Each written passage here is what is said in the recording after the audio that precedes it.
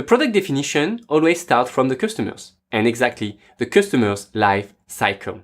And there are well-known techniques called the AARRR techniques. Sorry for the pronunciation. The R means acquisition.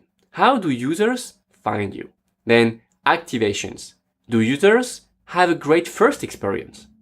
Then retention. Do users come back? Revenue. How do you make money? And finally, referral. Do users tell others? And there are two ways to describe a customer experience. First, the customer experience journey. And then the mockups, the illustrated and detailed version of your customer journey. Having a general business idea is a very good start. But defining step by step your customer's journey is a requirement. In product design, there are many techniques, and there are almost new techniques every month. Mine is just pen, paper, and post-its to describe each stage, one post-it per stage. Here is an experience I did a while ago. Building a product is actually building an experience, an emotional journey.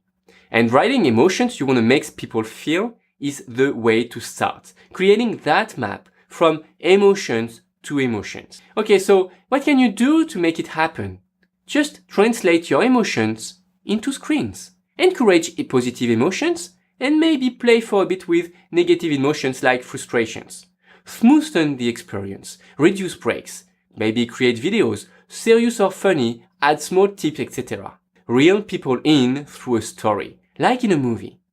Remember to give before you receive. That applies as well in application design. And give entertainment. Today, a promise is not enough. Once you have that step well defined, it will be the time to mockup. But what is a mockup? A mockup is a graphic representation of your app screens. And professional designers use great tools like Sketch app, etc. And others prefer specific rulers like this. And personally speaking, I still prefer pen and paper because it's just faster to get started as I'm not a professional designer. Like you are not going to develop your app, that's exactly the same for the graphic design. Just shape what is inside your application is your duty. Then you will ask to professional designer to make it more professional. So on one side, you have the customer journey map. And on the second one, you have the mockups, the detailed maps with buttons, forms as roads. And keep in mind to add entertainment. Make your app easy to use. And on that note, when was the last time you read a manual? Not very entertaining, right? Good apps don't need manuals. Not even documentations or tutorial. It should speak for itself. That sets expectation pretty high, right? That's pretty tough for a first version, you would say. But you know, that's startup life. Doing more with less. And it's very essential to connect with your customers' emotions. And I believe that's not something you should delegate. You know them the best. And the last point is to over-deliver. Doing the minimum doesn't inspire loyalty. But if you exceed expectations, people will remember you. You will stay in their mind. Because every single person can become an opportunity to talk about your solutions and concepts.